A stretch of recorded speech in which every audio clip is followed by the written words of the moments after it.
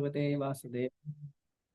ओम नमो भगवते वासुदेवाय। ओम नमो भगवते वासुदेवाय। हरे कृष्णा। हम पढ़ रहे हैं श्रीमद् भागवतम। श्रीमद् भागवतम में स्कंद 1, अध्याय 5 और श्लोक संख्या है 11।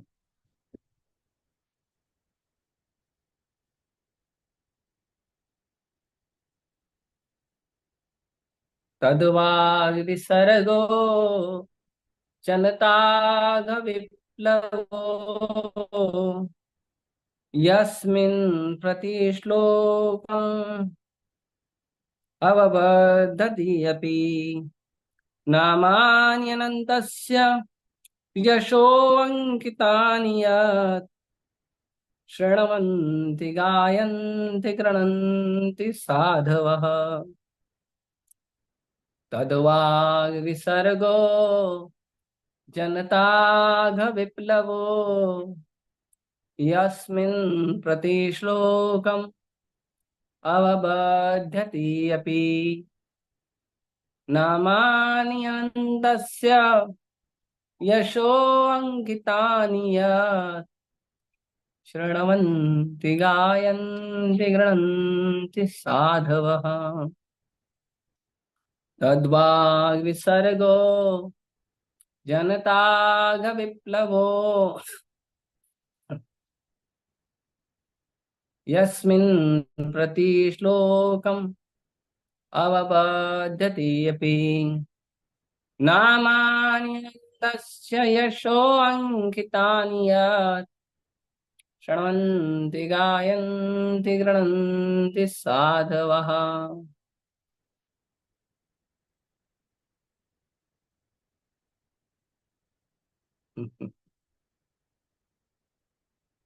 पढ़ी कोई वैष्णवी पढ़िए। हरे कृष्ण प्रभु जी। हाँ। तद्वाक् विसर्ग जनता अद्य विप्लव यस्मिन् प्रतिश्लोकम् अब्धवति अपि नामानि अनन्तस्य यश अंकितानि यत् शृण्वन्ति गायन्ति गृह्णन्ति साधव। हरे कृष्ण। हरे कृष्ण प्रभु जी। तद्वाग्विसर्गो जनताग्विप्लवो यस्मिन् प्रतिश्लोकमभद्रवत्यपि नामान्यनन्तस्य यशोऽङ्कितानि यत् शृण्वन्ति गायन्ति गृह्णन्ति साधवः। हरे कृष्ण। और कोई? हरे कृष्ण प्रभु। तद्वाग्विसर्गो जनताग विप्लवो यस्मिन् प्रतिश्लोकमबद्धवत्यपि नामान्यनन्तस्य यशोऽङ्कितानि यत् शृण्वन्ति गायन्ति गृह्णन्ति साधव। और कोई?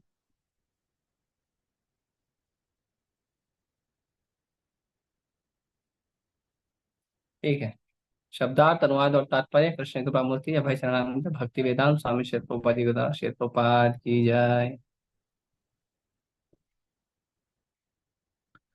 तद उस वाक वाणी विसर्ग सृष्टि जनता जन सामान्य अग पाप विप्लव क्रांतिकारी यस्मिन् जिसमें प्रति श्लोकम प्रत्येक श्लोक अवबद्धति अनियमित रूप से रचा गया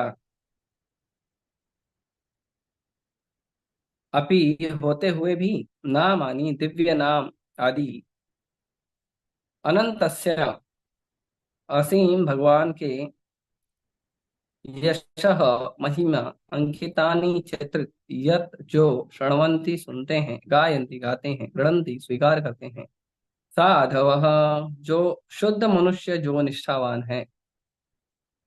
दूसरी ओर जो साहित्य असीम परमेश्वर के नाम यश रूपों तथा लीलाओं की दिव्य महिमा के वर्णन से पूर्ण है वह कुछ भिन्न ही रचना है जो इस जगत के गुमराह सभ्यता के अपवित्र जीवन में क्रांति लाने वाले दिव्य शब्दों से ओतप्रोत है। ऐसा दिव्य साहित्य चाहे वह ठीक से न भी रचा हुआ हो ऐसे पवित्र मनुष्यों द्वारा सुना गाया तथा स्वीकार किया जाता है। जो नितांत निष्कपट होते हैं। तात्पर्य, बड़ा तात्पर्य, बाप रे। चलिए पढ़ते हैं। महान चिंतकों की विशेषता है कि वे बुरे से बुरे में भी श्रेष्ठतम को खोज निकालते हैं। कहा गया है कि बुद्धिमान मनुष्य को चाहिए कि विष के कुंड से भी अमृत ग्रहण कर ले, गंदगी में भी पड़े सोने को स्वीकार कर ले, अज्ञात कुल की ये उत्तम तथा सुयोग पत्नी ग्रहण कर ले, अछूत से या अछूत कुल से संबंध शिक्षक से भी उपदेश सदुपदेश प्राप्त करे। ये कुछ नैतिक शिक्षाएं हैं जो सभी स्थानों पर बिना किसी अपवाद के हर एक पे लागू होती हैं। लेकिन एक संत सामान्य व्यक्ति से काफी उच्च स्तर पर होता है। वह निरंतर परमेश्वर के पवित्र नाम तथा यश का परमेश्वर की महिमा ज्ञान में व्यस्त रहता है, क्योंकि परमेश्वर के पवित्र नाम तथा यश का प्रसार करने से जगत का दूषित वातावरण बदल सकता है और श्रीमद् भागवत जैसे दिव्य साहित्य के प्रसार से लोग अपने व्यवहारों में समझदार हो सकते हैं। श्रीमद् भागवत के इस श्लोक की व्याख्या करते हुए हमारे समक्ष संकट उत्पन्न हो गया है। हमारे पड़ोसी मित्र चीन ने भारत की सीमा पर सैनिक आक्रमण कर दिया है। यद्यपि राजनीति क्षेत्र से हमें कोई भी सरोकार नहीं है, लेकिन हम देखते हैं कि इसके पूर्व भी भारत तथा चीन थे। दोनों ही देश बिना किसी दुर्भावना के सदियों से शांतिपूर्वक रहते थे। इसका यह भी कारण है कि उन दिनों ईश्वर चेतना का वातावरण था और इस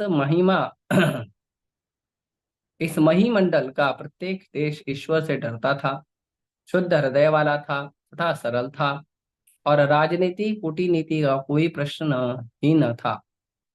चीन तथा भारत ये दोनों देशों के बीच उस भूमि को लेकर झगड़ा करने का कोई कारण नहीं जो बसने के लिए उपयुक्त नहीं है, और निश्चय ही इस मामले पर युद्ध करने की तो कोई आवश्यकता ही नहीं। किंतु जैसा कि पहले ही कहा जा चुका है कि कलह के युग कली के कारण थोड़ी सी उत्तेजना से ही झगड़ा हो सकता है, यह किसी अन्य कारण से नहीं अपितु इस युग के प्रदूषित वातावरण के कारण है।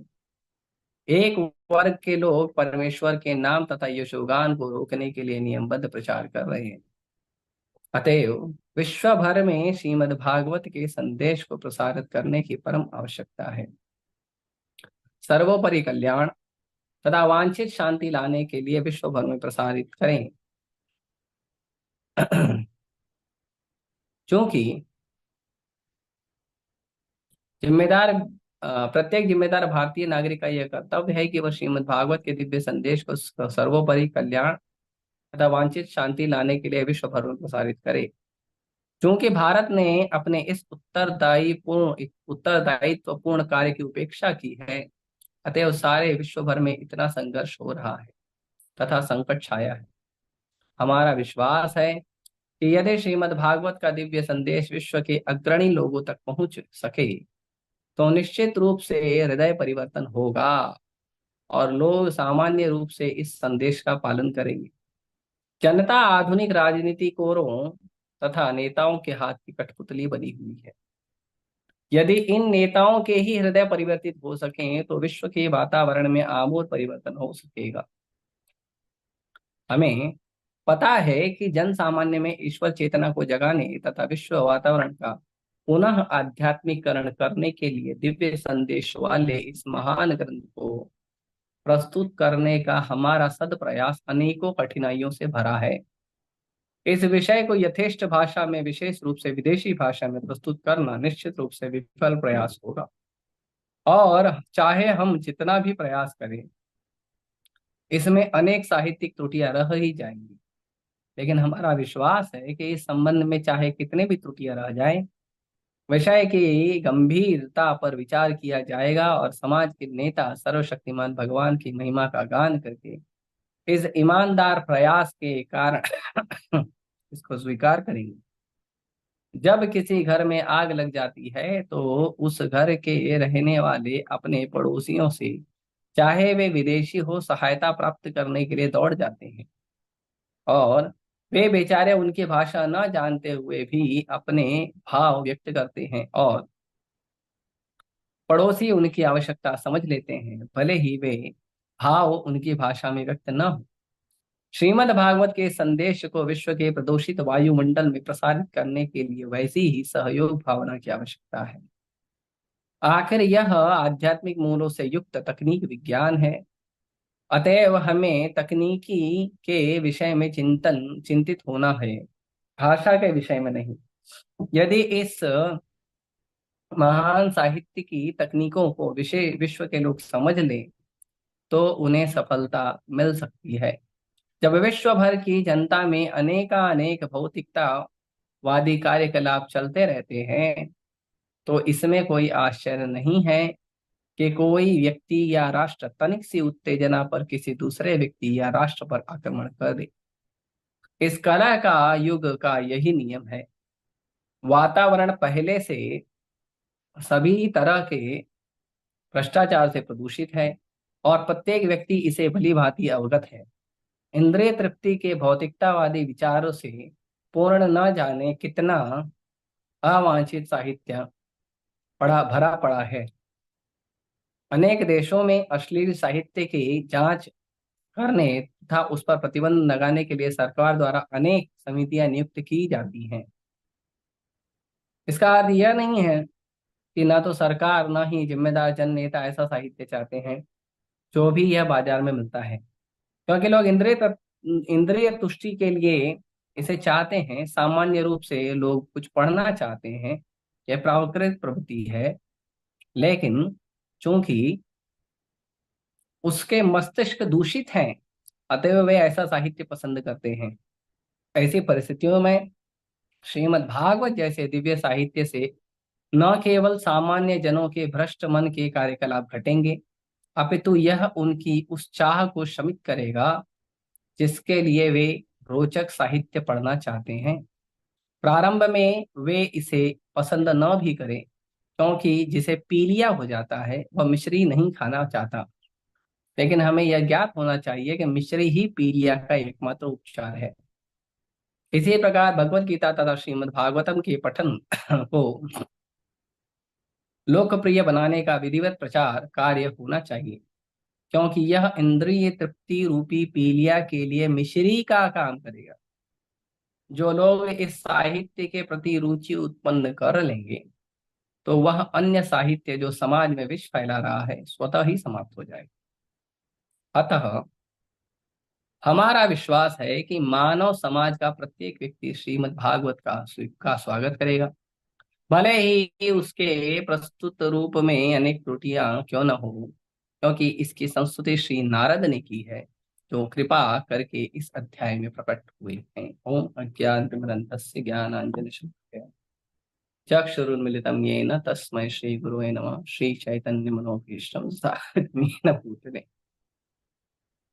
स्वयं रूपः कदा मह्यं ददाति स्वपदान्तिकं। वन्देऽहं श्रीगुरुः श्रीयुतापदकमलं श्रीगुरुं वैष्णवांश्च श्रीरूपं साग्रजातं सगणधर्मनाथान्वितं तं सजीवं सुधाद्वैतं सावधूतं परिजनसहितं कृष्ण चैतन्य देवं श्रीराधा कृष्ण पादान् सगणधर्मनाथान्वितं तं सजीवं साद्वैतं सावधूतं परिजनसहितं कृष्ण चैतन्य देवं श्रीराधा कृष्ण पादान् सगणललिता श्री विशाखान्तांश नमो विष्णुपादाय कृष्ण पृष्ठाय भूतले श्रीमते भक्ति वेदांत स्वामी नित्यानंद नमस्ते सारस्वते देवे गौरवाणी प्रचारिणे निर्विशेष शून्यवादी पाश्चात्य सारिणे नमो विश्वपादाय कृष्ण पृष्ठाय भूतले श्रीमते भक्ति सिद्धांत सरस्वती नामिने श्री वार्षभानवीदये द्विताय प्रपब्धये कृष्ण संबंध विज्ञान दायिने प्रभवे नमो।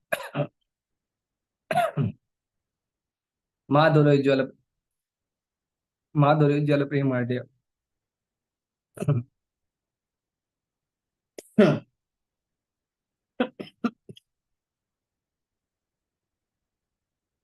श्री रूपानुग भक्तिदा श्री गौर करुणा शक्ति विग्रहाय नमस्ते।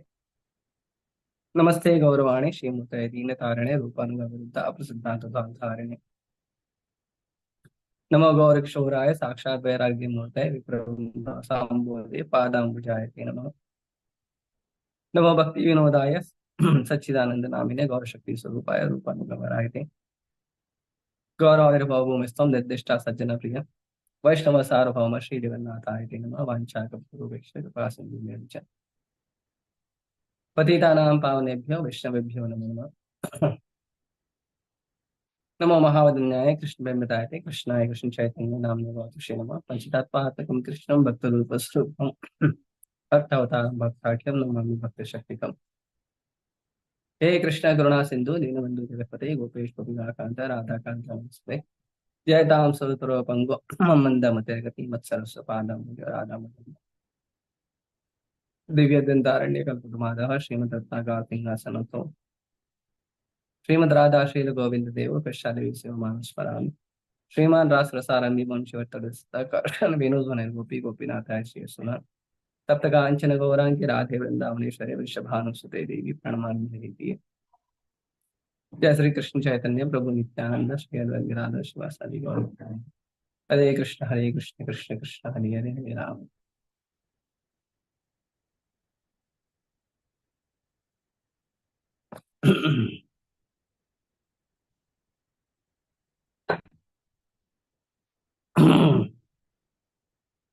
हरे कृष्ण। तो मैं आप लोगों से क्षमा चाहता हूँ कि मैं रेगुलर नहीं आ पा रहा हूँ क्लास के लिए। जैसा कि आप लोग जानते हैं मेरा थोड़ा कैसेट खराब है। कैसेट खराब होने के कारण मैं नहीं चाहता आपको गलत गाना सुनाया जाए।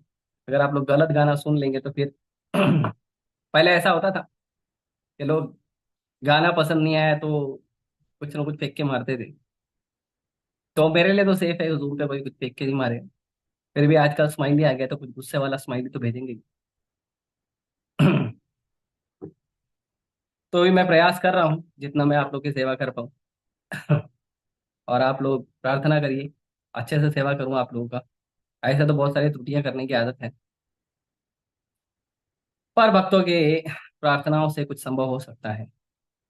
तो इसके पहले वाला जो श्लोक है वो बहुत महत्वपूर्ण श्लोक है। इसके पहले के श्लोक में वर्णन किया गया है, बहुत ध्यान से सुनिए।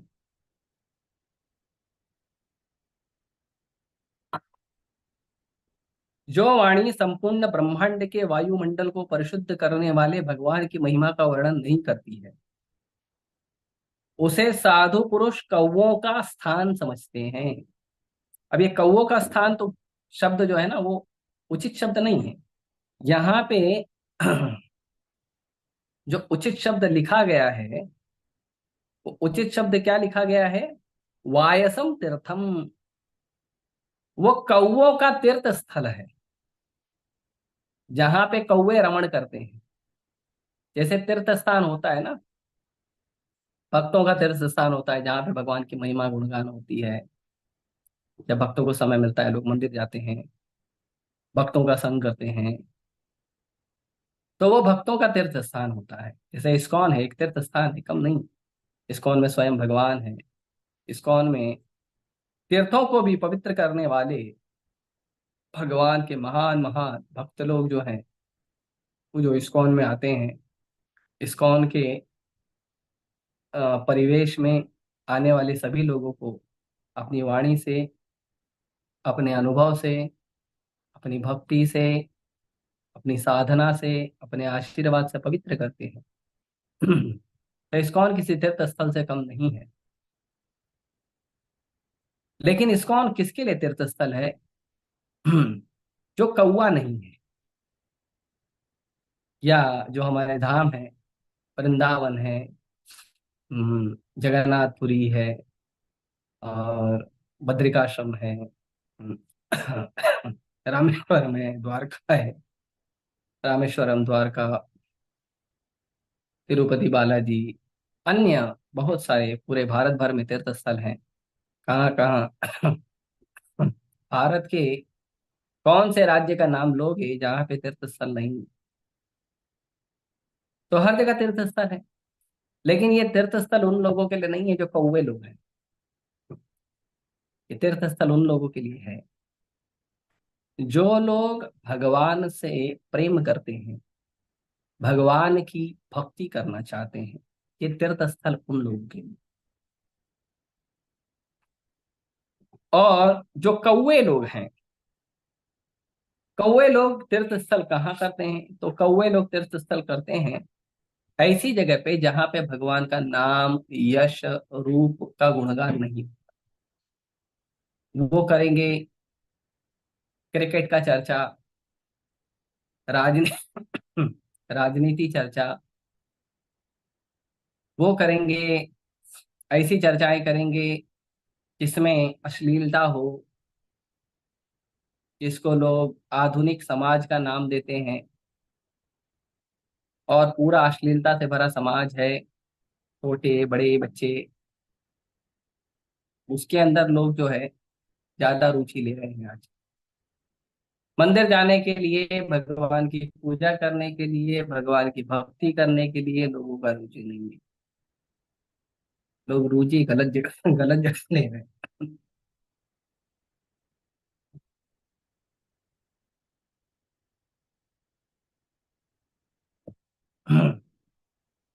लोग रुचि गलत जगह ले रहे हैं, सही जगह रुचि रुचि नहीं ले रहे हैं। क्यों नहीं ले रहे हैं? स्वभाव गलत है। आज के श्लोक में वर्णन है कि जो साहित्य असीम परमेश्वर के नाम, यश, रूपों तथा लीलाओं की दिव्य महिमा के गुणगान के वर्णन से पूर्ण है, वह कुछ भिन्न ही रचना है, जो इस जगत के गुमराह गुमराह पथ भ्रमित सभ्यता के अपवित्र जीवन में क्रांति लाने वाले शब्दों, दिव्य शब्दों से होते हैं। तो अगर कोई बोलेगा कि आप इतना बोल रहे हो, आप निंदा कर रहे हो हमारे जीवन शैली का, कि हम क्रिकेट देखते हैं, राजनीति चीजों को देखते हैं, न्यूज देखते हैं, टीवी सीरियल देखते हैं, मूवीज देखते हैं, और अश्लीलता की चीजों को देखते हैं, अगर हम गलत हैं तो सही क्या है, अच्छा क्या है? तो कहते हैं कि जो ये संसार के जो पथ भ्रमित लोग हैं, उन पथ भ्रमित लोगों के जीवन में जो क्रांति लाने का काम है, वो शब्द ऐसे हैं जो भगवान के नाम, रूप, गुण, लीला आदि से रूप। ऐसे लाखों करोड़ों एग्जाम्पल हैं, बहुत एग्जाम्पल हैं, जिसमें ऐसा देखा गया है कि व्यक्ति का पहले का जीवन बहुत बहुत ज्यादा कर्मी था, है ना। बिलोमंगल ठाकुर है, उसके बाद अ, तुलसीदास है, कालिदास है, और भी कई उदाहरण हैं, अजामिल है, पिंगला वेश्या है, कई उदाहरण हैं कि व्यक्ति का पहले का जीवन जो है इतना ज्यादा खराब था, इतना ज्यादा बहुत खराब था। हर प्रकार का गलत कार्य करना, कौओं जैसा जीवन जीना, गंदगी को अपनाना, उससे भरा था जीवन। लेकिन बाद में साधु का संग करके, भक्तों का संग करके, भक्तों से भगवान के गुण, रूप, यश, लीला का वर्णन सुन के ऐसा उनका हृदय परिवर्तित हुआ कि अब वो संसार में उदाहरण है भक्ति के प्रमाण का, भक्ति के दिव्य प्रमाण का उदाहरण है। तो उनके जीवन में क्रांति आई।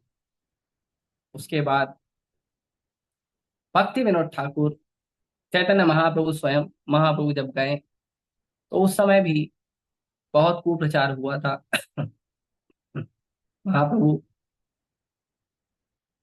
उस कुप्रचार को रोकने के लिए, उस समय तो ऐसा था कि जो वैष्णव हैं, वो वैष्णव को कोई ज्यादा महत्व नहीं देता था, मायावादी लोगों को ज्यादा सम्मान मिलता था।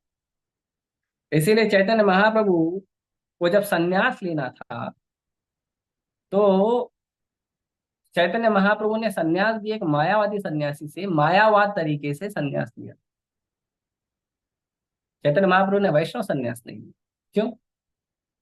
क्योंकि उस समय प्रभाव मायावाद का था बहुत, इतना ज्यादा। लेकिन महाप्रभु स्वयं भगवान है, उनको पहले तो किसी दीक्षा शिक्षा की जरूरत नहीं है, लेकिन फिर भी केशव भारती से उन्होंने संन्यास दीक्षा लिया, प्रचार में लगे, और उन्होंने करके दिखाया कि यदि कोई भगवान कृष्ण के नाम, रूप, गुण का ही केवल वर्णन करे तो उतना करना सामर्थ्य है संसार के लोगों को पवित्र करने की। उतना सामर्थ्य, ज्यादा कुछ नहीं करना है। अलग अलग टेक्निक लगाओ, अलग अलग ट्रिक लगाओ, ये करो वो करो, कुछ नहीं करना है। लोगों को केवल बुलाइए, अपने पास बिठाइए, उनको सुविधा दीजिए कि वो कृष्ण के बारे में सुने, कृष्ण का प्रसाद खाएं, कृष्ण के बारे में चर्चा करें, कृष्ण का सेवा करें, बस। लोग अपने आप शुद्ध हो जाएंगे। आप ज्यादा बुद्धि मत लगाइए। आप ये मत सोचिए कि मैं उसे शुद्ध कर रहा हूं। क्यों? क्योंकि आप खुद शुद्ध नहीं है। आप दूसरों को क्या शुद्ध करोगे? आप खुद प्रोसेस में हो। आप खुद प्रोसेस में हो तो दूसरों को भी आप प्रोसेस में लगाइए। जिस प्रकार आपका कल्याण हो रहा है उस तरह उसी प्रकार उसका भी हो। और जो वरिष्ठ भक्त हैं, सन्यासी हैं, महाराज हैं, प्रभुपाद जी के शिष्य हैं, ये लोग जिस स्तर पे पहुंच गए हैं, ऐसे शुद्ध भक्तों का मार्गदर्शन लेना चाहिए। जब हम ऐसा करेंगे तो ही लोग धीरे धीरे शुद्ध होंगे।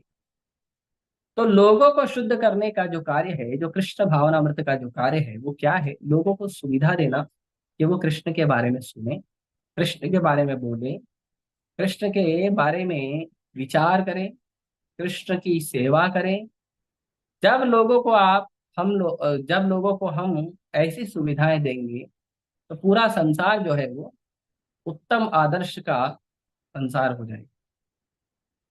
नहीं तो अभी जो परिस्थिति है संसार की, कौवा जैसी परिस्थिति। हर जगह पे काव काव काव काव काव काव, हर जगह। आप कहीं एक जगह जगह चले जाओ जहां शोर शराबा नहीं। हाँ, क्रिकेट का स्टेडियम देखिए, कितना आवाज होता है। एक जगह तो लोग बोलते हैं साउंड पॉल्यूशन रुकिए। तो क्रिकेट के स्टेडियम में इतना साउंड होता है, कौन रोकेगा? नहीं, उसको कहते हैं चीयर्स करना। अच्छा, तो चीयर्स करने से साउंड पॉल्यूशन नहीं होता है? तो वही बात हो गई। दिवाली पे पटाखा मत जलाओ क्योंकि वायु का प्रदूषण होता है। लेकिन अगर हमारा नेता इलेक्शन में जीत जाता है तो पटाखा जला सकते हैं। तो इलेक्शन में नेता अगर जीता है, उससे पटाखा, वो उस समय जब पटाखा जलाते हैं तो उससे वायु प्रदूषण नहीं। दो बातें करते हैं लोग, अच्छा नहीं। जो बात सैद्धांतिक है वो सब पर लागू होती है। ऐसा नहीं कि एक पर लागू होती है दूसरे पर नहीं होती। ऐसा नहीं होना चाहिए। जो परिमाप आप एक व्यक्ति के लिए लगाते हो, वही परिमाप हर व्यक्ति के लिए लगाना चाहिए, उसके समय परिस्थिति को देखते हुए। लेकिन परिमाप ही बदल दो आप, वो तो गलत है। जैसे यदि आपको भक्तों को नापना है कि भक्त कैसा है, अच्छा है, बुरा है, ईर्ष्या करता है, क्रोध करता है, तो भक्तों को देखना चाहिए कि भक्त कौन से गुण में ज्यादा रहता है। सतोगुण में, रजोगुण में, तमोगुण में। और वो कैसे पता चलेगा? वो पता चलेगा भक्त के भजन से, कि भक्त कैसा भजन कर रहा है, किस तरह का उसका भगवान के प्रति जो उसका आकर्षण है, भगवान के प्रति जो रुचि है, हरिनाम में, भागवत में, भगवान के भक्तों के प्रति जो व्यवहार है, उस व्यवहार के प्रति। एक मिनट, हाँ, इंटरनेट कनेक्शन वीक दिखा रहा है।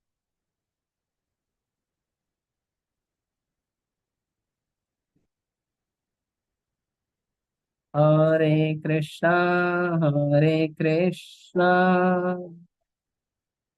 कृष्णा कृष्णा, हरे हरे।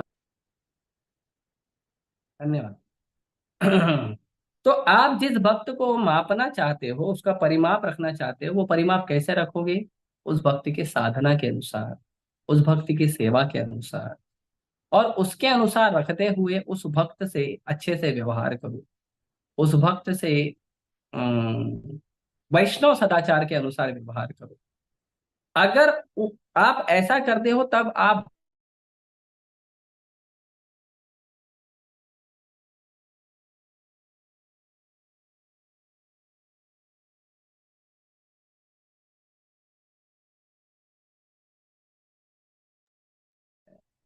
यदि मैं अपने अनर्थों का चश्मा लगा के किसी व्यक्ति को देख रहा हूं कि वो सही है या गलत, तब तो मैं कौवों की सभा वाला हूँ, तब मैं वैष्णव सभा वाला नहीं हूँ, साधु सभा वाला नहीं।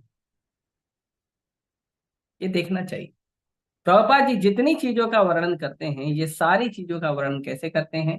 ये सारी चीजों का वर्णन प्रभुपाद जी करते हैं भागवत के दृष्टि के अनुसार, भागवत के उद्देश्य के अनुसार। तो अगर हमें किसी वस्तु को देखना है, अगर हमें किसी परिस्थिति को देखना है, अगर हमें किसी भक्त को देखना है तो हमें ध्यान रखना चाहिए वैष्णव सदाचार और भक्त की साधना भजन के अनुसार। मुझे क्या अच्छा लगता है, मुझे क्या बुरा लगता है, उसके अनुसार नहीं। क्यों मैं ऐसा कह रहा हूं? क्योंकि यहाँ पे तात्पर्य के शुरुआत में ही प्रभुपाद जी कहते हैं कि जो बुद्धिमान व्यक्ति होता है वो विष के कुंड से भी अमृत निकालना जानता है। जैसे जब समुद्र मंथन हुआ सबसे पहले क्या निकला था? विष। सबसे पहले विष निकला।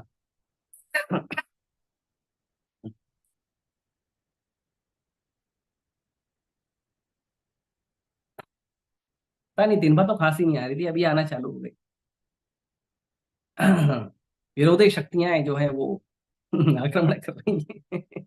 एक लेक्चर देने के लिए मना कर रही। तो समुद्र मंथन में शुरुआत में तो विष निकला। अब सब निराश होकर चले गए, तो अरे यार इसमें तो विष ही निकल गया, हम तो अमृत सोच के आए थे, इसमें विष निकला, नहीं नहीं नहीं करना, चलो। तो बाकी 12 रत्न और आखिरी रत्न जो विष है, अ, अमृत है, वो नहीं निकलता। पहला रत्न क्या था? विष था, हलाल। वो भी रत्न है ना। तो 14 रत्न निकले। तो आखिरी में अमृत नहीं निकलता। विष का कुंड है, सबसे पहले विष आया, लेकिन बाद में 12 रत्न आए और उसके बाद अमृत आया। आगे कहते हैं गंदगी में पड़े सोने को स्वीकार कर ले। आप सड़क से चल रहे हैं, आपने देखा कीचड़ है, कीचड़ में 500 रुपए का नोट पड़ा हुआ है। आप क्या बोलेंगे? छी, कीचड़ है, मैं नहीं उठाता। ऐसा करोगे? करोगे ऐसा? आप बोलोगे कीचड़, ओ सो फिल्दी, नो, ऐसे करोगे? नहीं, उठा लो। और अगर आपको नहीं उठाना है तो मेरे लिए उठा लेना, ठीक है? मुझे डोनेशन कर दो। हम स्वीकार करते हैं। आगे कहते हैं अज्ञात कुल की सबकी भी उत्तम तथा सुयोग पत्नी ग्रहण कर ले। कि अगर किसी कुल का आपको पता नहीं है कि ये कुल अच्छा है या बुरा है या नीच कुल है, लेकिन अगर उसके उस कुल की जो स्त्री है, उस कुल की जो संस्कारी सुयोग स्त्री, सुयोग स्त्री मतलब संस्कारी है, जो धर्म में सहयोग करने वाली है, तो स्वीकार कर लेना चाहिए। वो बुद्धिमान आदमी का, ए नहीं मेरी जात का नहीं है, मेरी जात का नहीं, हम अपने जात में ही करते हैं बाबा, हम अपनी जात में करते हैं, हमारी जात में, हमारे गोत्र में करते हैं, इसमें करते हैं, उसमें करते हैं, ठीक है पढ़े रहो। तो तुम्हारी जात के अंदर जितने लोग हैं उसमें जाके देखो कोई कृष्ण भक्त है कि नहीं। वो नहीं करते, मेरी जात का, मेरे गोत्र का, मेरे इसका उसका नहीं। अगर भगवान का भक्त है स्वीकार कर लो, भगवान का भक्त है स्वीकार करो। जात पात क्या खेलते बैठे हो? अगर आप जात पात खेल रहे हो मतलब अभी तक आपने मनुष्य जीवन स्वीकार ही नहीं किया, अभी तक आप भेद बुद्धि में ही लगे। तो ऐसा नहीं करते हैं। तो साधु पुरुष ऐसे होते हैं। प्रभुपाद जी भी शुरुआत में जिन लोगों को प्रचार किए वो कैसे लोग थे? प्रभुपाद जी जैसे महाभागवत व्यक्ति का सामान चुराते थे। प्रभुपाद जी जैसे महाभागवत व्यक्ति के मुंह पर धुआं, सिगरेट का धुआं मुंह से फूकते थे। प्रभुपाद जी जैसे महाभागवत व्यक्ति से अपना जूठा बर्तन साफ करवाते थे। प्रभुपाद जी जैसे महाभागवत व्यक्ति को से कुकिंग करवाते थे ताकि वो प्रसाद खाएं। प्रभुपाद जी झाड़ू लगाते थे, पोछा लगाते थे।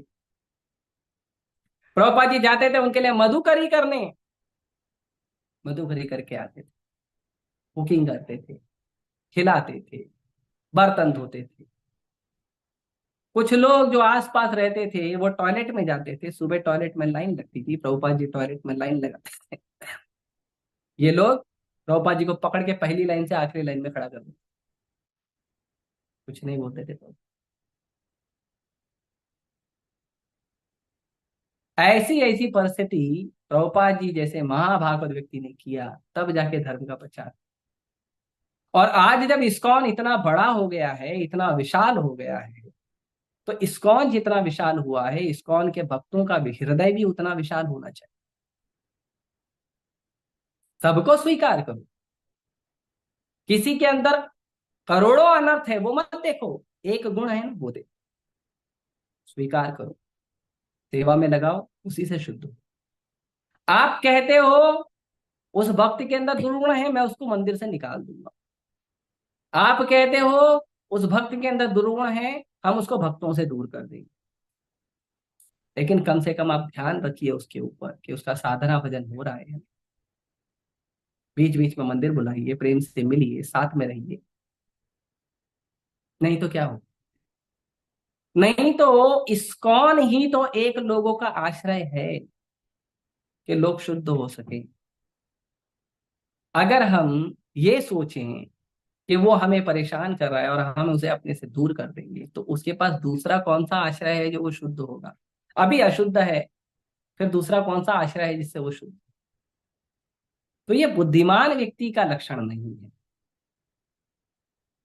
इसके लिए हमें हर व्यक्ति को स्वीकार करना चाहिए, बुद्धिमान बनना चाहिए। दोषों में भी हमें गुण देखकर उस व्यक्ति को आगे बढ़ाना चाहिए। अभी कुछ दिन पहले, शायद एक डेढ़ हफ्ता हुआ है, हरिदास प्रभु जो भगवत धाम गए, प्रभुपाद जी का यहाँ पे सेवा करते थे, इस्कॉन टेलीविजन नाम का बहुत बड़ा सेवा करते थे। हरिदास ठाकुर नाम का मूवी बनाया था, और भी कई सारे मूवी बनाए थे। तो प्रभु जी क्या करने आए थे यहाँ पे इस्कॉन में पता है? प्रभु जी आए थे प्रभुपाद जी का गोल्डन वॉच चोरी करने के लिए। प्रभुपाद जी जो हाथ में सोने का घड़ी पहनते थे ना, मेरा सोने का नहीं है, आप लोग मत आना चोरी करने। नहीं, आप लोग नहीं करेंगे, आप लोग बोलते हैं। तो गोल्डन वॉच चोरी करने आए थे। प्रभुपाद जी ने ऐसा प्रेम दिया कि प्रभुपाद जी ने उनका चित ही चोरी कर लिया, उनका चित ही चोरी कर लिया, अपने चरणों में लगा लिया, और पूरा जीवन सेवा करके हरिदास प्रभु ने अब ऐसा ग्लोरियस सेवा करके, इतने वर्षों तक करके हरिदास प्रभु ने अभी शरीर छोड़ा। बहुत सुंदर उनका गुणगान किया गया, साधारण नहीं। यदि प्रभुपाद जी बोलते अरे चोर है, चोरी करने आया है, नहीं नहीं उसको बाहर निकालो, नहीं। प्रभुपाद जी को जब पता चला चोरी करने आया, प्रभुपाद जी घड़ी खोल के दे दिए, लो जाओ खुश रहो। वो बोला अरे कैसा आदमी है, अजीब आदमी है। वो भी प्रभावित हो गए। तो हमें समझना चाहिए, प्रभुपाद जी शुरुआत में ही लिख रहे हैं, बुद्धिमान व्यक्ति कैसा है? विश्व के कुंड से अमृत निकालने वाला। तो हमें ये चीज समझना चाहिए। आगे कहते हैं कि ये जो नैतिक शिक्षाएं हैं, जो सभी स्थानों पर बिना किसी अपवाद के हर एक पर लागू होती है। और एक चीज इसमें, हाँ एक चीज और अछूत से अछूत कुल से संबंध शिक्षक से सदुपयोग। कोई व्यक्ति अछूत से भी ज्यादा अछूत है, जिसको समाज में कोई स्वीकार नहीं कर, उस व्यक्ति से शिक्षा ग्रहण ग्रहण करे। तो अछूत है, लेकिन अगर वो बुद्धिमान है, ज्ञानी है, तो वो अछूत नहीं है, उसे शिक्षा ग्रहण कर की जा सकती। और ये हर जगह लागू होता है। इसीलिए जो एक संत होता है वो सामान्य व्यक्ति से कहीं ऊंचा होता है। संत सामान्य नहीं होता है। हम्म? जैसे एक दोहा है, किसी कवि ने लिखा है जात न पूछो साधु की, पूछ लीजिए ज्ञान। साधु का आप कुल मत पूछिए, कौन सी जात से आते हो। अच्छा, अरे आप ये हो, ओहो, अच्छा आप ये हो, अच्छा हाँ, बहुत अच्छा है, पंडित हो। नहीं, साधु साधु होता है जो ईश्वर का गुणगान कर सकता है, जो ईश्वर का महिमा गुणगान करता है, ईश्वर की सेवा करता है, वो साधु है। वो ऊंची जात का नहीं है, नीची जात का नहीं है, भारत का नहीं है, अमेरिका का नहीं है, लंदन का नहीं है, जापान का नहीं है। वो ब्राह्मण नहीं है, शूद्र नहीं है, वैश्य नहीं है, कुछ नहीं। चैतन्य महाप्रभु कहते हैं, ना हम विप्रो न च नरपति, ना पिवैश्यो न शूद्रो, ना हम मणि न च गृहपति, न वनस्थो ये तो, किंतु प्रोक्तान निकले परमानंद, गोपी भरतुरपद कमलो दास दास दास दास दास। कि मैं ब्राह्मण नहीं हूँ, क्षत्रिय नहीं हूँ, वैश्य नहीं हूँ, शूद्र नहीं हूँ, मैं ब्रह्मचारी नहीं हूँ, गृहस्थ नहीं हूँ, वानप्रस्थी नहीं हूँ, सन्यासी, क्या हो आप। मैं भगवान परमानंद, जो गोपियों के पालनहार हैं, जो गोपियों का पालन करते हैं, भरण पोषण करते हैं, उन भगवान परमानंद के दास के दास के दास के दास का दास हूं। दास दास दास दासानुदास। ये महाप्रभु कहते हैं, जो स्वयं भगवान। और हम यहाँ बोलते हैं, पता है, अरे हम इस्कॉन में आए हैं भले, ब्राह्मण है भाई, पंडित है पंडित। अच्छा, इतना बड़ा अहंकार लेके आए हो पंडिताई का। भक्त कब बनोगे पता नहीं। तो भक्त ऐसा नहीं होता है, भक्त सामान्य व्यक्ति नहीं होता है। भक्त जो है वो भगवान के लीला और गुणगान में रत होने वाला व्यक्ति होता है।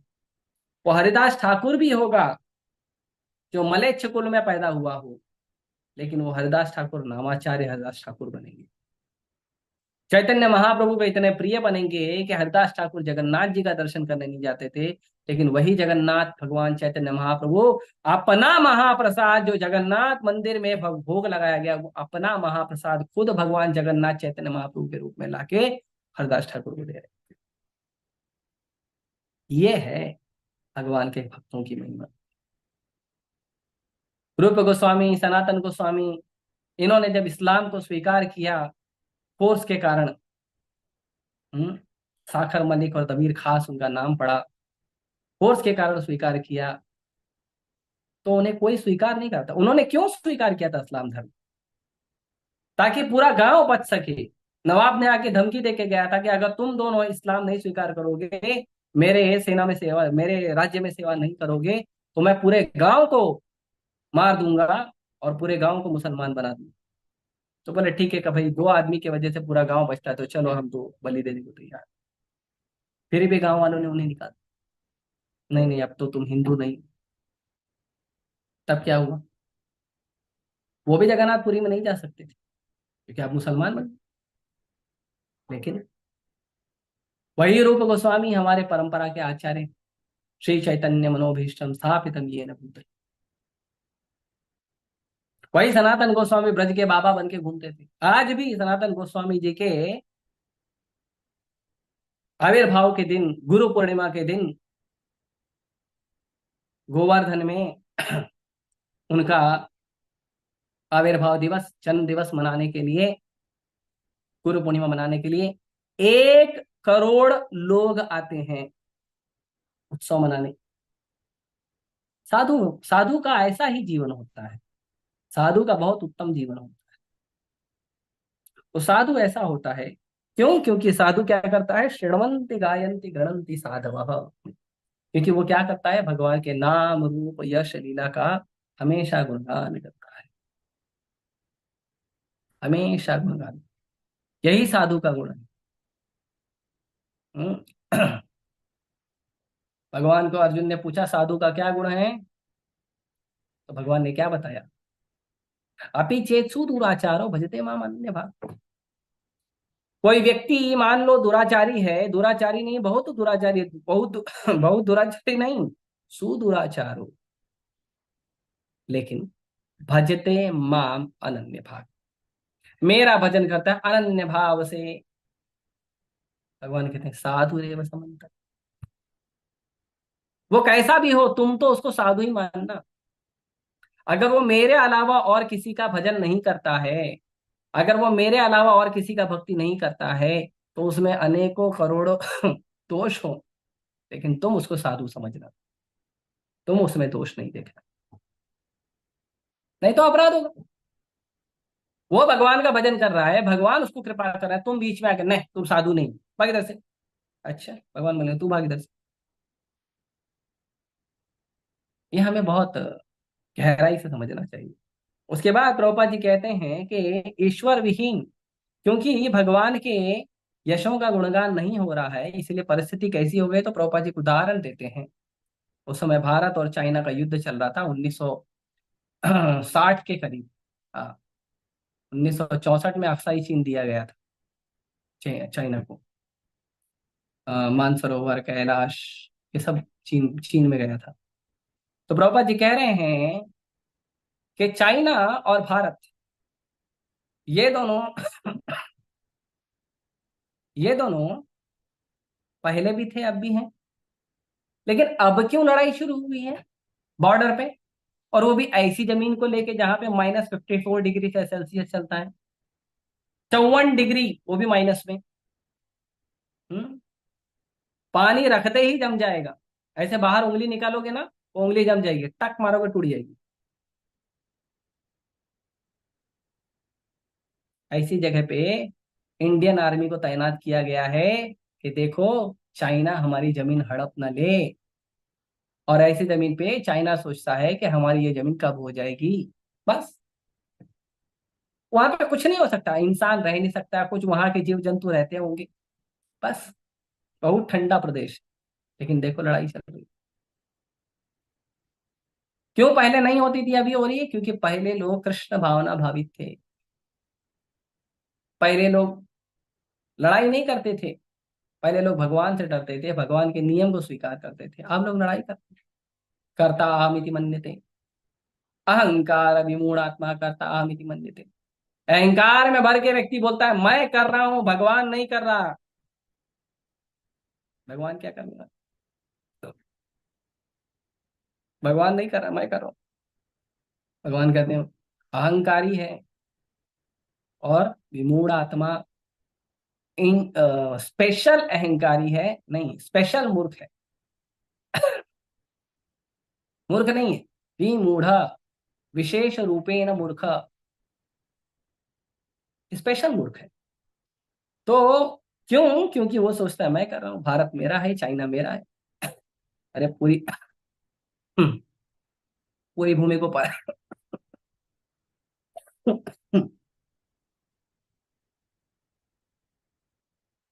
पूरी भूमि गोपाल की है, पूरा सृष्टि गोपाल का है। वसुदेव कुटुंबकम, भगवान वराह जब निकले थे गर्भोदक सागर से पृथ्वी को लेके, तो खाली भारत लेके निकले थे? पूरा पूरा पूरा भूमंडल लेके निकले। लेकिन लोग लड़ रहे हैं। तो इसके लिए प्रभुपाद जी कहते हैं कि इसीलिए हमें नियमबद्ध प्रचार करने की आवश्यकता है। कुछ लोग भगवान के नाम और यशोगान को रोकने के लिए नियमबद्ध प्रचार कर रहे हैं। कुछ लोग प्रचार कर रहे हैं कि लोग राम का, कृष्ण का, भगवान का नाम न लिया जा सके, और उस प्रचार को कैसे कर रहे हैं? नियमबद्ध, नियमबद्ध प्रचार कर रहे हैं।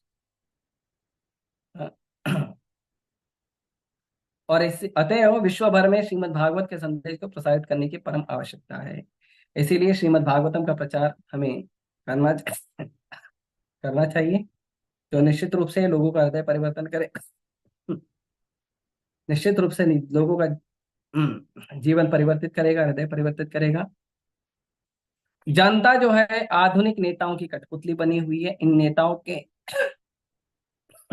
हृदय को यदि हम परिवर्तित कर सकें तो बहुत अच्छा होगा।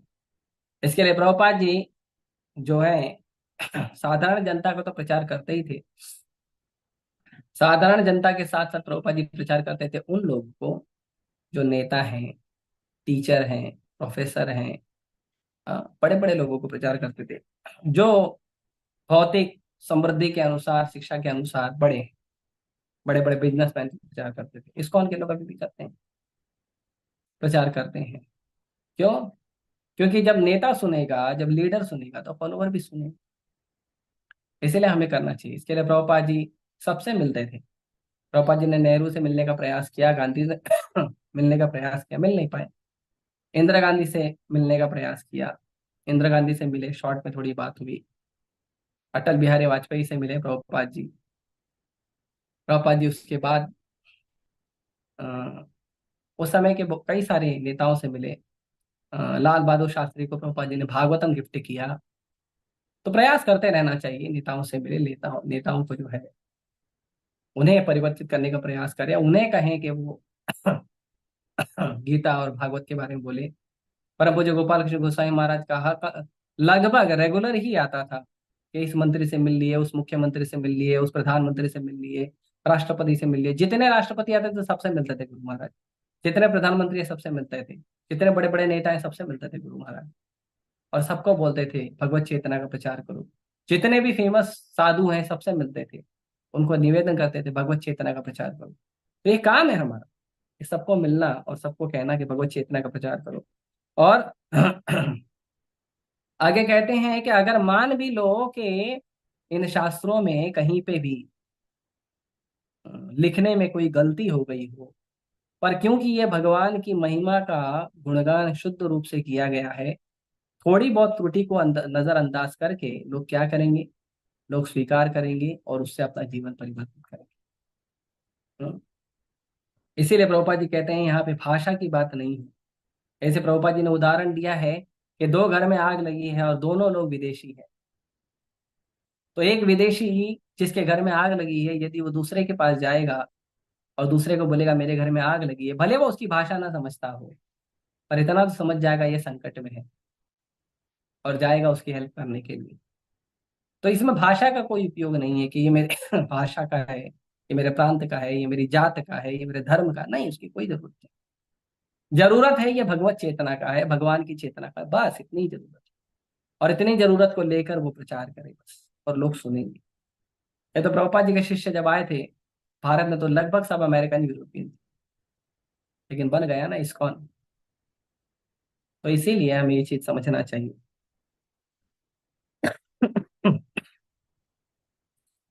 इसीलिए जब विश्व भर में भर की जनता में अनेकानेक भौतिकतावादी कार्यकलाप चलते रहेंगे, तो इसमें कोई आश्चर्य नहीं है कि कोई व्यक्ति या राष्ट्र तनिक सी उत्तेजना के कारण किसी दूसरे व्यक्ति पर या राष्ट्र पर आक्रमण कर।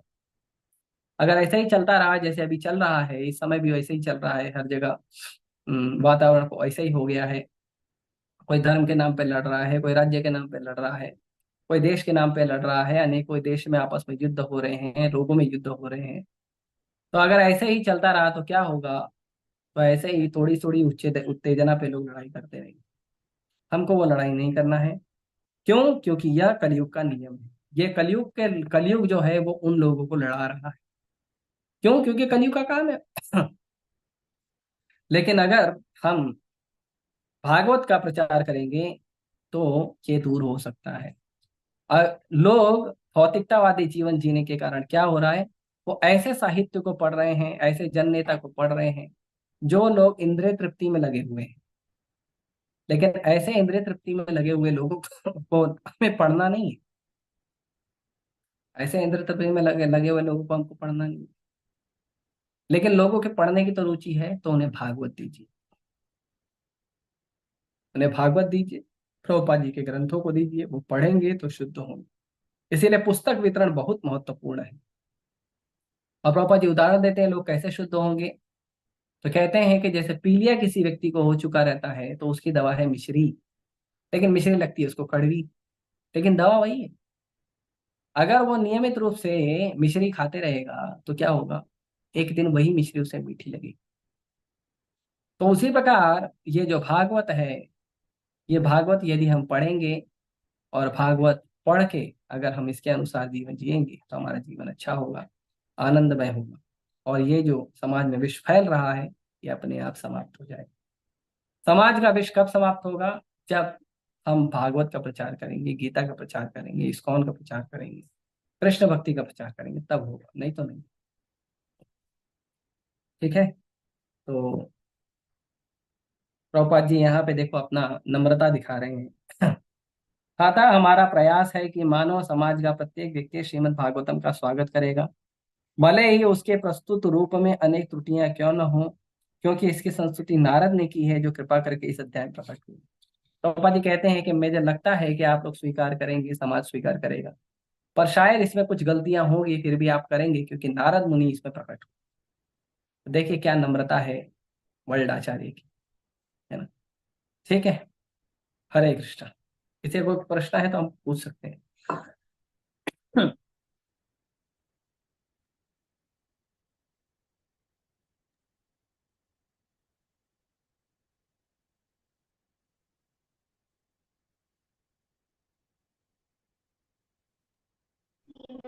हरे कृष्णा प्रभु जी, दंडवत प्रणाम।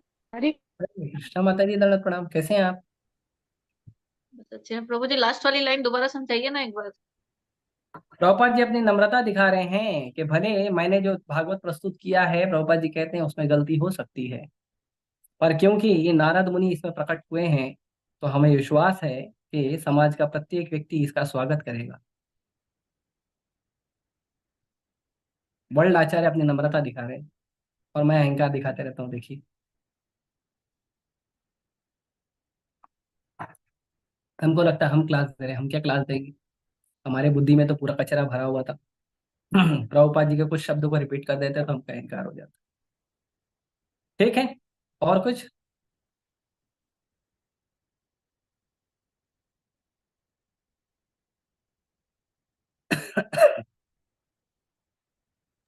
कृष्णा इज ऑल, एक मिनट एक क्वेश्चन आया है चैट में। Krishna is all attractive but what attract Krishna most? The service rendered by the devotees. भक्तों के द्वारा की गई सेवा, भक्त्या माम अभिजानाति, भक्तिमय सेवा। हम्म, तदहम भक्त उपरतम अश्नामि प्रयतात्मना।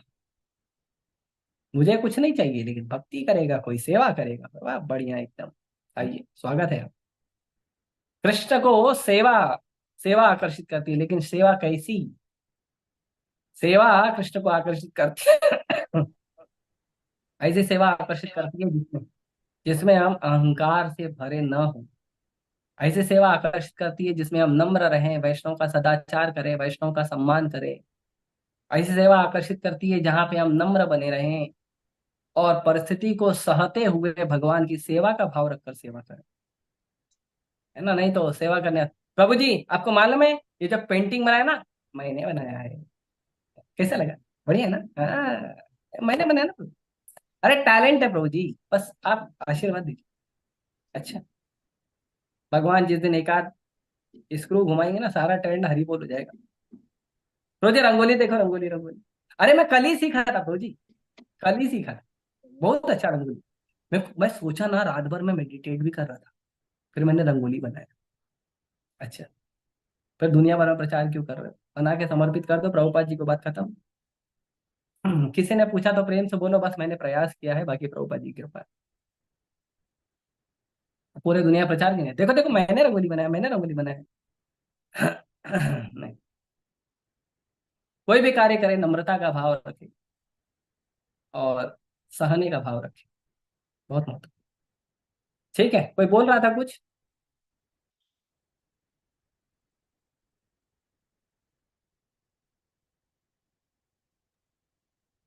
कोई कुछ बोल रहा था?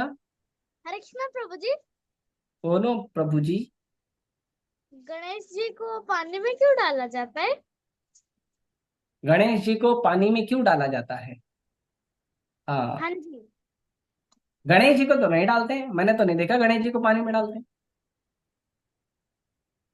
गणेश जी को तो नहीं डालते। गणेश जी के विग्रह को डालते हैं जो मिट्टी से बना होता है। हाँ वो। तो वो शास्त्र का नियम है कि आप किसी देवी देवता का अगर पूजा करते हैं कुछ समय के लिए, बाद में उनका पूजा वगैरह करके आप उन्हें स्वच्छ पानी में, अच्छे पानी में जो है उनका विसर्जन कर सकते हैं। ठीक है। हाँ जी प्रभु जी। हरे कृष्ण। हरे कृष्णा प्रभु। और कोई भक्त हरे कृष्ण प्रभु जी, मेरा एक और सवाल था कि प्रभु जी हाँ हम लोग ऑनलाइन भक्त हैं, तो अगर हमें भक्तों की सेवा करनी हो तो हम किस प्रकार कर सकते हैं? हाँ, ऑनलाइन भक्त है तो ऑनलाइन सेवा करिए। ऑफलाइन नहीं है तो ऑफलाइन करिएगा। नहीं तो हम कैसे कर सकते हैं ऑनलाइन भक्तों की सेवा? ठीक है। क्योंकि हमें आए दिन बताया जाता है कि गुरु की सेवा, भक्तों की सेवा बहुत इंपॉर्टेंट होती है, लेकिन हम ऑनलाइन है, हमारा मंदिर से जैसे टच नहीं है, तो हम किस प्रकार, किस माध्यम से सेवा कर सकते हैं? जैसे हम लोग घर पे तो अपना जो करते हैं, मंगला आरती, प्रसादम सेवा, भगवान के विग्रहों की सेवा, वो तो ठीक है, लेकिन भक्तों की सेवा हम किस प्रकार करें? सबसे पहले नाम जप सेवा करिए अच्छे से। जितना आपको अच्छा समय मिल रहा है, क्वालिटी टाइम मिल रहा है, नाम जप करिए। दूसरा, ज्यादा से ज्यादा ग्रंथों को पढ़िए, ग्रंथों को अध्ययन करिए अच्छे से। प्रभुपाद जी कहते हैं, मैं चाहता हूं कि मेरे जितने भी शिष्य हैं वो मेरे ग्रंथों को ऐसे पढ़े जैसे वकील जो है वो वकालत की पुस्तकें पढ़ता है, लॉ बुक पढ़ता है, कानून की पुस्तकें। और जब भी कोई व्यक्ति प्रश्न पूछे तो जैसे वकील बोलता है ना, ये कानून के इस सेक्शन का, सब सेक्शन का, इस धारा का, उस धारा का, वो दो चार धारा मार देता है। ऐसे जब कोई प्रश्न पूछे तो प्रभुपाद जी के ग्रंथों से निकाल के दो चार श्लोक मारो उसके ऊपर, दो चार तात्पर्य मारो उसके ऊपर, लेकिन जब याद रहेगा तो ना। तो इसके लिए पढ़ना चाहिए अच्छे से, गहन अध्ययन करिए, अभी समय है भगवान की कृपा से। देखो, कभी भी ना हमको ये नहीं समझना चाहिए कि भगवान की कृपा विपरीत हुई है। भगवान की कृपा हमेशा अनुकूल होती है, हम समझ नहीं पाते। जब हमें बहुत सारे भक्तों का संग मिला है तो दबा के सेवा करो भगवान के भक्तों की, जब अकेलापन मिला तो दबा के साधना करो। साधना करना भी बहुत बड़ी सेवा है। घर में बैठ के एकदम तगड़ी साधना करो, तीन तीन चार चार पाँच पाँच छः छः घंटा बैठ के भागवतम पढ़ो, हरिनाम करो ज्यादा से ज्यादा। उसमें इतना आनंद आएगा ना, बहुत आनंद आएगा। और फिर उसके बाद भगवान ने जब आपको भक्तों का संग दिया तब सेवा करो। तो हमारे लिए परिस्थिति हर समय अनुकूल है। मुझे कभी कभी कुछ लोग बोलते हैं, प्रभु जी भगवान की कृपा को कैसे समझे? मैंने कहा, जब प्रसाद देंगे तो फीस्ट समझो, और जब भूखा रहेंगे तो उपवास समझो, दोनों भगवान की कृपा ही। तो इसीलिए हमें सकारात्मक विचार रखते हुए ये करना चाहिए। और उसके बाद आप जिस भक्त के संपर्क में जिस भक्त के संपर्क में है, यदि उस भक्त के पास कोई सेवा आती है तो आपने अपना एप्लीकेशन दे दिया है, जब आपके लिए सेवा आएगी तो आप तक पहुंच जाएगी। ठीक है। धन्यवाद प्रभु जी। ऑनलाइन प्रश्न आया है एक। ऑनलाइन प्रश्न ये है, शुद्ध भक्ति करने के क्या नियम होते हैं? शुद्ध भक्ति करने का नियम होता है, महाजनो येन गतः स पंथा।